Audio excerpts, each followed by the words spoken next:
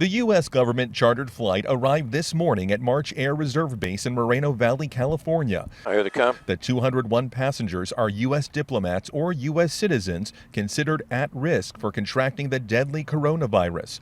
Government health officials say they are being screened for signs and symptoms of the respiratory illness that's killed at least 132 people, most of them in China.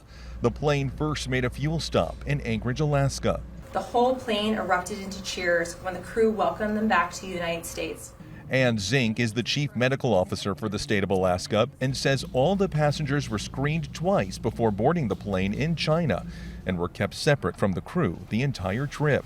They were monitored throughout the flight, and in Anchorage, the passengers were screened twice more and were approved to continue on to California by the CDC. Dual American and British citizen Ian Thompson was on the plane and chronicled his journey that began on highways in Wuhan, China, deserted except for police checkpoints. I had to go through my embassy to get here, and it's basically a case of I'm lucky to be on this flight. The passengers will now have to stay here at March Air Reserve Base, quarantined anywhere from 3 days to 2 weeks to see if symptoms develop. The Trump administration is now reportedly considering whether to suspend all U.S. flights to and from mainland China.